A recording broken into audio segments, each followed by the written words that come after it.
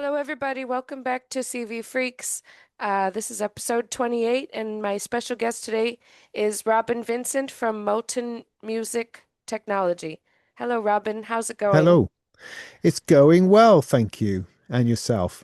Yeah, great. It was about 6 years ago in the pandemic when you first invited me on your podcast. Ah, And that was my first time ever kind of doing anything like this. And you kind of actually gave me the idea to start my own. So thank you for that. no, you're And welcome. mine's been really slow moving and just kind of didn't really know what I was doing, learn as I go, you know. But Yeah, yeah. that's sometimes the best way to, otherwise you'll never get started. If you're waiting to actually know anything, then you won't do anything. That's been my motto. So I'm always blundering into the next thing with the minimum of information and just seeing what happens. Well, I felt really honored that you had me on the same week as you had Manu from Bifaco and Geertz from Erica Synths. And I was like, wow, I must be must be cool to be between those guys. Yeah, there was something about that time actually during the pandemic where we all got really brave. There was this slight sense of panic that, maybe nothing's ever going to happen ever again. Maybe we're going to be locked up forever.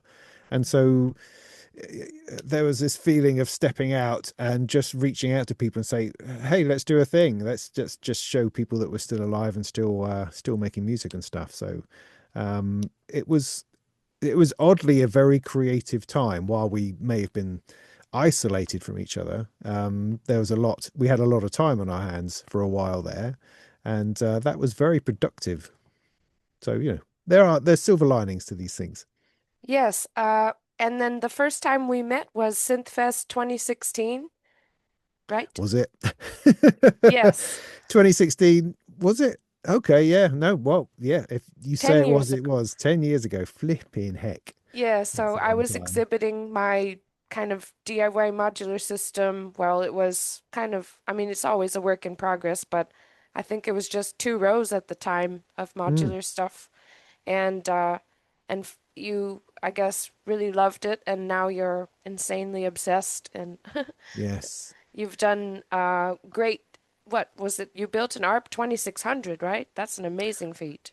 No, well, it was a Deckard's dream. It was the Black Corporation CS80 clone. So yeah, no, I mean similar idea, but this is a polysynth. So I had like 8 voice cards to do with 1,000 resistors on each. So um, yeah, I very much dove into the deep end just to find what was out there because I was insanely bored with software and computer based stuff. I wanted to stay in music technology, but I just didn't want to talk about software anymore or audio interfaces or MIDI and audio and latency and all those sorts of things. I wanted to get my hands dirty, get my hands into stuff, and that sort of feeling, and then meeting you at Synthfest was it all just sort of came together at the right time, and it just my mind was opened, and I went, oh my goodness, there's all this stuff and all these branches that branch off from this simple idea of a little bit of electronics that can make music as opposed to endless coding and software and samples and snare drums and such. Yeah, you've come so far with it, and you've even helped design one module with Bifaco, right? You guys teamed up on one? Yes, 2 now, in fact. Yeah, yeah. There was I can't quite reach one.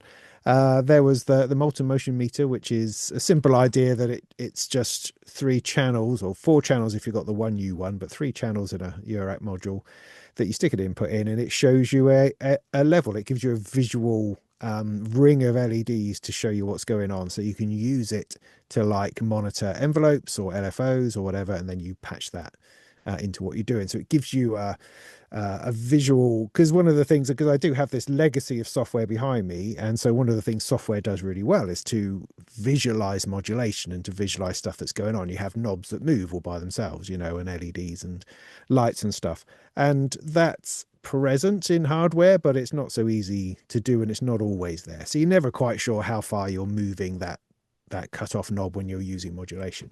And the motion meter really helps you visualize that, which to me, as a I need more than my ears. I can't rely on my ears for anything anymore. I like to be able to see see what's happening at the same time, and so for that it was really useful. The other module I did again with Bafako was called Bypass, which is it's a simple send and return effects loop essentially with a nice big button that you can automate to turn off that loop.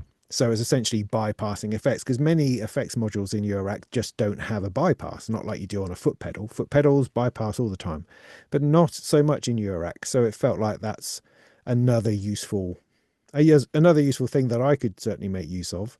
And yeah, that's quite cool. And we are working on another one, but you're not going to see that till Christmas, I think. It takes time, it takes a long time, these Oh, modules. yeah, to work out the details, but that's Yeah. a great company, Bifaco. Mm. Uh, they're Yeah, they're amazing. really great.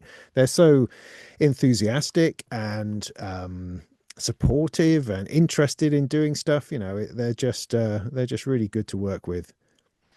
So the bypass button, that's got built-in effects, or No, not at all. It's just you've got stereo at the top, and then it's got an effects loop. So you've got a two you can route out to an effects and back in again, and then it continues on. And you've got a button to bypass to either route through that loop or to bypass that loop. And you can send a gate to it to turn it on and off. So you can automate it, sort of giving you a blast of effects and then turning off, then a blast. It's really good on delays and things like that because you can throw some in so it starts to delay and then it cuts that out, allows the trails to come through and then die, and then you can give it another burst. So it's quite good. You can also use it for a bit of sort of tremolo as well if you crank it up fast enough. It will sort of do this on and off thing, which is quite cool. yeah, I think so. Yeah. that was fun when I saw you guys at Super Booth last year for just like a split second. I was like, "Hey guys," and I Yes, kept running, just run through and see as much as you can there. you come out of the woods. Hi. Ooh, yeah, that was fun. I was only Um, there for the day, so it's really hard work trying to do it in one day, but that's all I could manage, oh no, sadly. yeah, 3 days. You need 3 days if you can. Yeah. One of these days. One time I will. So, well, we look forward to seeing that module or hearing about it in around Christmas. And I really want to hear about how your event with the Synth East is now in Mm. its third year. Is that right? Fourth year. That was year number four. Yes, year That's number four. awesome. It Yeah. looks like a great annual event you've put together every February for 4 years now. Mm. And I saw the pictures. It looked really fun. I watched a little bit of the performance of was it Gaz? Yeah, Gaz was there. Gaz Williams, also Steve Davis, who's um, he's not so well known in America, I don't suppose, but he's a like a seven times world champion snooker player over here. He's mad famous for completely unrelated reasons. But he also loves electronic music and music generally. He's a massive vinyl collector. And Synth East actually came about because of a conversation me and Steve had about how do we engineer the opportunity to play together. You know, he's always interested in playing, but he's particularly interested in improvisation as opposed to sort of practiced and rehearsed stuff. He likes stuff to happen in the moment. And so we were looking for a way to put on some kind of gig. You know, who would come, where could we do it, that kind of thing. And as we talked about it, we thought, well, maybe we can make it a bit of a day, make a day of it, invite people along, that sort of thing. And it sort of ballooned from there. I was fortunate enough to talk to Electronic Sound Magazine, who are also in Norwich, and they got us in touch with the Art Centre. And this sort of three groups, myself, Mark from Electronic Sound, and Bradley and Kelly from Norwich Art Centre, we all get our heads together and we put it on together, and it's a really good sort of confluence of ideas and thoughts. You know, we're different in some ways, but we also have the same, um, I think, center of wanting to put on a cool event. If nothing else, that we want it to be uh, accessible and exciting and full of creativity and positivity, and that I think is what we get across ultimately. Yeah, it's really good for one day. And so it starts in the morning and goes all day, just one day, right? Well, actually, now it goes Friday night, Friday evening. We have originally it was just one day, but then we started thinking how could we augment it, you know? So Friday night we do something slightly different. We show, or at least so far, we've shown a film, a documentary on something. We've had a documentary on Morton Sputnik. We've had one on, oh, what did we have the first time? No, I can't remember. Oh no, we had last year. We had this documentary on Berlin in the 80s about music being made there, and that was totally mad. And then this year we had a documentary on the Studio Electrophonique, which is a studio that a bloke made in the 70s and 80s up in his house in Sheffield. Funnily enough, Sheffield again, and that was fascinating. So we have these weird, strange sort of documentaries about stuff that you wouldn't see anywhere else. So that's a starting point. And then we've had these interviews after that. So we've been very fortunate to have Adam Buxton, who's a broadcaster and comedian who's local to Norwich and is also a patron of the Arts Centre. And he's come along to do some interviews. He interviewed Steve Davis the first time, and then John Fox, is it, from Ultravox, the following year. This year, sadly, he was on tour because he started up a band and he's going around playing gigs, and he's on tour in Australia or something, so he wasn't able to do it. So instead, we had Electronic Sound Magazine stepped in and did sort of a history of the magazine in sort of a conversation, like a podcast conversation between Push and Mark, who are the editors. And it was actually really interesting. And we sort of kit the art center out with chairs, like a bit more like a cinema or a theater production thing. And we just, you know, we hear these things, quite unique happenings. And I'm very interested to see what we're going to do next year. It's always very interesting getting something together for that. So that's the Friday night. So it's very different. And then the Saturday is kind of the more regular synth show that you'd expect to see, an expo where you have all these manufacturers coming along showing their stuff. We have Korg and Source Distribution, who represent people like Buchla and ASM and PWM and Eventide and Dreadbox and those sorts of people. So a lot of name brands as well as smaller modular makers, lots and lots of modular makers. We also have some community groups as well. We've got local charities that get involved.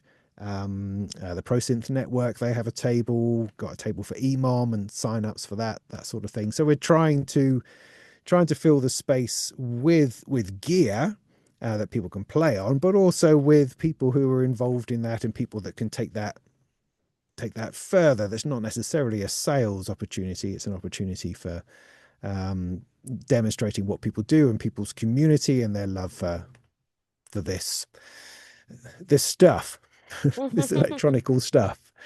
So that's the Saturday daytime, and that's fun. I mean, what the other thing that we sort of stumbled across, which makes it interesting, I think, is that throughout the day we put in performances.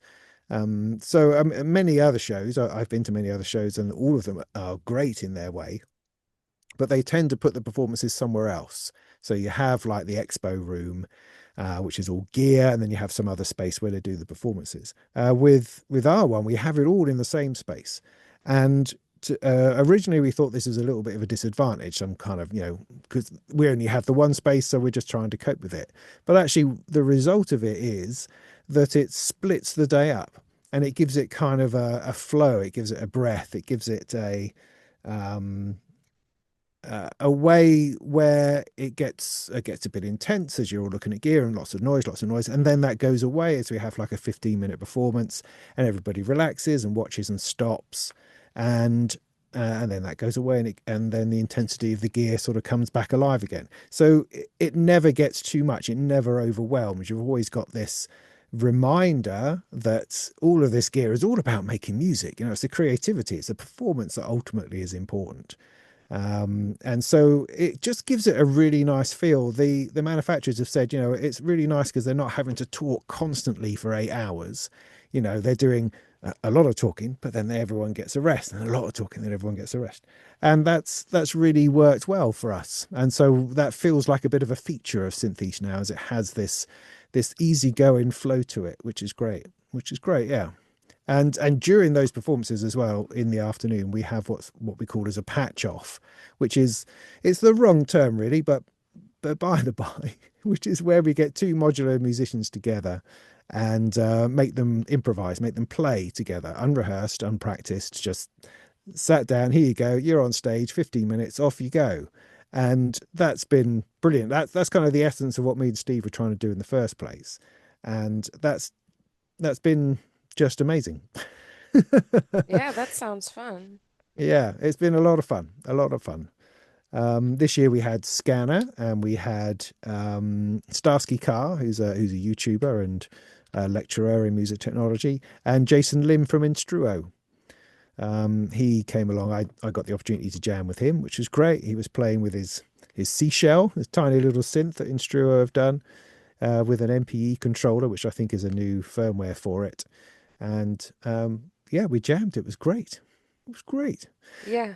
And then in the evening, we have a proper gig because the art centre is a gig venue ultimately. So we clear everything out, all the tables out, turn it all around. We'll go and have something to eat if you're lucky enough to find the time for that.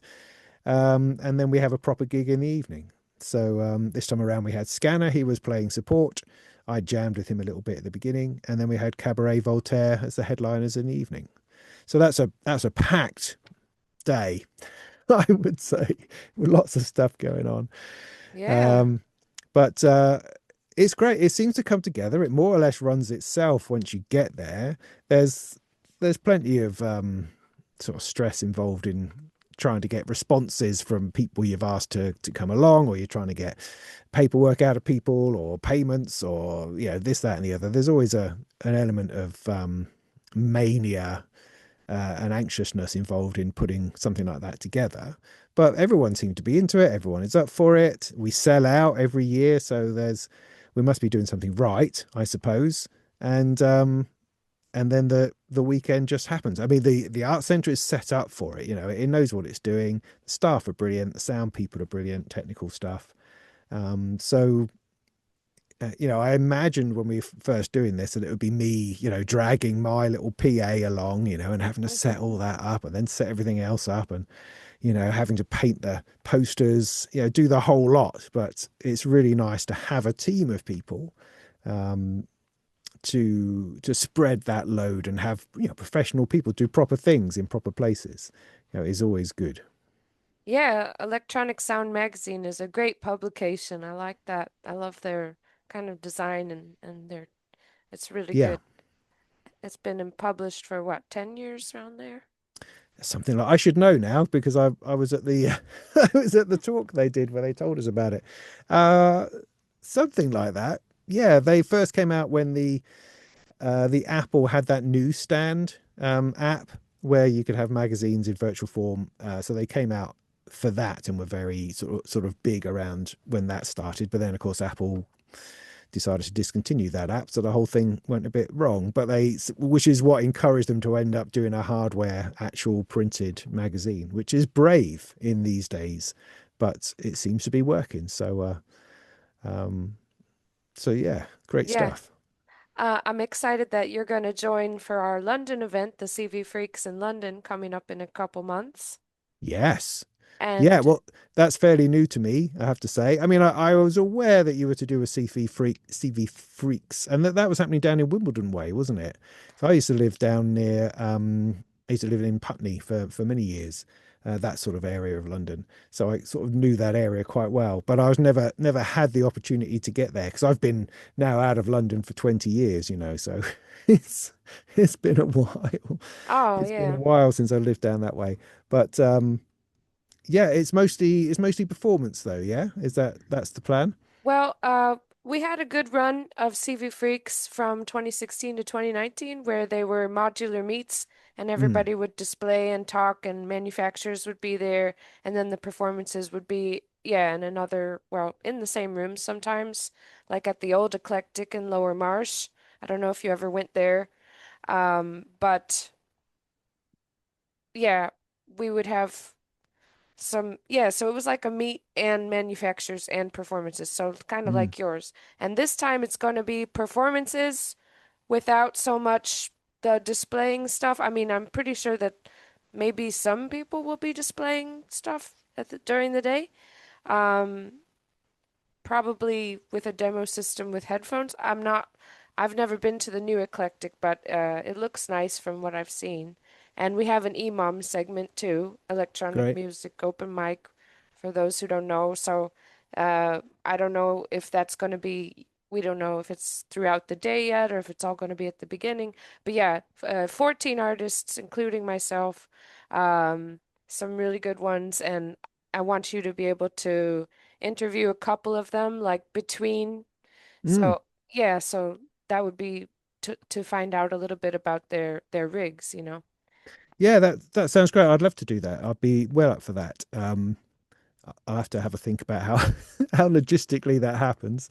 But yeah, yeah, no, I'm well up for that. I think that'll be fun. It'll be nice to come down and just absorb some performances, as I think as well. Well, the biggest downside with Synth East, from my point of view, is that I'm busy. You know, I'm fussing around. I'm making sure people have coffee and that things are working. They have the plugs that they need, and you know this, that, and the other. So I don't get a, and then I'm performing, so I don't get a whole lot of time to just enjoy other people's performances.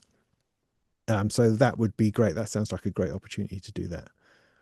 Yeah, there's such a good community in the UK and Europe, and it's tight knit kind of in London. I found when I did the events there, a lot of people come out and enjoy it. So yeah, it's gonna be fun. And maybe you should probably bring yours too. You should probably bring your system along, or a small one, and do an EMOM set. Maybe, yeah, yeah. I'll certainly try to think about that. Yeah, I mean, I'm at the moment I am currently into little systems. I mean, the problem is I tend to end up taking two as opposed to one larger one. But I very much like putting things into little cases at the moment. That's it's very focusing. It makes you um, you know think about what you're trying to achieve and what you can do, and actually what you can do with very little, because there's always far too much temptation just to keep adding another layer and adding another layer and sticking another thing in, so you just have this large mass of sound, when actually the music that you probably like the most is the stuff that's very laid back and has only got a few little things going through every now and again, you know. So I'm trying to get my head around the idea of just doing one thing for a while and then maybe bringing another thing in, and then that's enough, you know. Yeah, the limitations right now, I'm limited on a mixer because I only have 4 tracks on my mixer Yeah. on, and I usually love to have more sounds than just four. So that's kind of, I really want to put in one more so I have more sounds available. Yes. Yeah. Yeah, no, that's always a way, always a way. um you know, it's like, I mean, drums and percussion, that always takes up so much space as well, so much space and so many channels, if you're trying to do things, you know, individually, kick out, you know, if you want to mute the snare drum or mute the hi-hats, things like that, you suddenly got 3 channels going before you've even thought about it, let alone putting in a bass line. So these things do get eaten up really quick. So yeah, interesting. It's always a challenge putting that instrument together in the first place. You know, you're something I really like that you do is the monthly kind of roundup that you do. I don't know Mm. how you can, how do you find out about everything that's new and present on it once a month? It's amazing. Yeah, well, for a long time, I was the synthesizer correspondent for Gear News, a news website that's actually associated with Thomann. And I did that for a long time, and that made that job very much easier because I was writing articles about news all the time. So I knew what was coming in and I was very up to date, and it didn't take any time at all to write the thing. I haven't done that for a couple of years now, and it's much harder, I have to say. It's much harder. But I do end up going back to Gear News's website and also to Synth Anatomy, Tom's website, and just trawling through what's happened in this past sort of 3 4 weeks and picking out the things that appeal to me. I spend a bit of time watching videos and reading about them, that kind of thing. So it's um yeah, it takes a bit of time, but I feel like I'm dedicated to it. I've been doing it for years now, and it feels like something that I do that's important. You know, if I don't do anything else, I have to do that monthly news roundup, I feel. So yeah, it's just, you know, everything is just work, isn't it? It's just how much time you're prepared to give something, and um yeah, that's what I choose to spend some of my time doing. And do you have any favorite new kind of newer modules like in the past year, couple years? Um I find that my tastes really shift, or what interests me really shifts. There's not a whole lot that stays static in my case. It's always sort of bouncing around. I mean, for instance, last year I think I really liked the Monumatic from Nobula, and I really liked the Strymon Super Car Plus. However, they are both synth voices, essentially. The Monumatic is a polyphonic synthesizer if you plug MIDI into it, but otherwise it's monophonic via CV. But it's an entire voice, and it's got lots of different models of synthesis inside. So some really great sounds and stuff. But um, it's too much now. Sort of 6 months later, after using it and using it at lots of gigs, there's too much there. It's all in that one module, and I don't know that I want that anymore. I mean, it's terribly useful. You can sit it down, you can make music with it. It's very easy, but I think I sort of had to remind myself that I got into modular because I want to break all those things apart. I don't want to use the filter that's in the synthesizer. I want to use this filter over here, or that filter, or this other filter, or I want a low pass gate instead of a filter, or something else. I don't wish to be restricted by a synthesizer's architecture. And force down various ways of doing things. That's exactly what these modules do. They're phenomenal, don't get me wrong. In fact, they are just over my shoulder here. I was just playing with them earlier because I was doing a demo of another module, so I used those because they're very simple to get going. But I want to break that back down to oscillators and VCAs and filters and envelopes and stuff, rather than having it all in one module. So I get pulled in a certain direction sometimes, which can be great and exciting for that time. But I then get pulled in another direction. So at the moment, I'm trying to simplify by simplifying the modules themselves, which actually makes my case more complicated because I have multiple modules that are trying to do the thing that one module could do, if you see what I mean. And the Strymon, the supercar, is similar in that it's a lovely car plus strong module that produces this lovely string sound. But again, it's all wrapped up in one module. And it's almost sort of too easy, where I'd rather actually have a couple of analog oscillators fighting with each other and finding harmonies and melodies with each other, rather than this big string synth and this big monumatic synth, you know. So it moves around. However, I am also a reviewer, so I get sent all sorts of stuff. Like I've got the Alchemist from Battle Instruments here, which is a mad synth voice, is an entire synth voice again, because that seems to be a popular trend at the moment. So I've got to write a review on that and get myself stuck into that. So I have lots of similar things like that. So I do get buffeted around by what it is I have to write a review on. So that's another factor that makes my choices for my case, or the what modular I'm using at that time, very, very changeable, very, very eclectic, and you're never quite sure what's going to happen next. I mean, it's funny. Straight after Synth East, I've just got like six packages turned up. I've got I got this one from here, and I got that one over there that I'm not allowed to talk about, and I got some I got some That's a kits K here and things like that, and is you that a know, chaos box I just saw? it was, yeah, yeah. So I've got a couple of bits from them. They sent me a nice T-shirt as well that I'm wearing. Oh, I want one. Yeah. I love them. So yeah, I'm doing a bit on one of their new modules at the moment, and their stuff's complicated, as it were. I don't mean it's complicated. It's just um, it's not obvious exactly what any of these things are. They all have peculiar names and peculiar descriptions, and they seem very otherworldly. So it's going to be interesting to get my head into those a bit. But so yeah, it's really hard for me to pick a particular module that's really worked for me.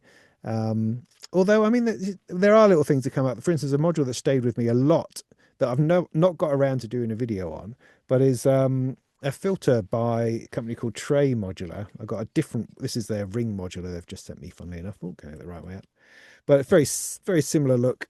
They've got this filter called the replicant filter, which is based on the CS80, the Yamaha CS80 filter, and it's just a filter, and it's slightly odd, but it's beautiful, and I just love using it all the time. Even though I'm going, this works really strangely, and I'm sure it should do more than this, but it has this lovely sweet spot, which is just great, and that's knocked around in my case now for ages. So, you What know, company is that? Tray Modular, TRE. Where are they That's from? I've right. never heard of that. Uh, Latvia. Oh, okay. There we go. New Operating kids.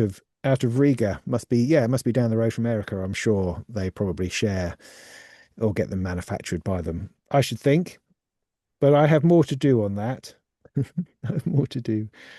But yes, I have lots of exciting boxes. People say that, cool, they are envious of the sort of boxes that I get sent, and that's okay. You can be envious, but it's also a bit stressful sometimes. I've got a lot of expectation that turns up in every single box. There's this expectation that I'll do a video and it will be awesome, and they'll sell 1,000 modules, which is absolutely what I want to happen.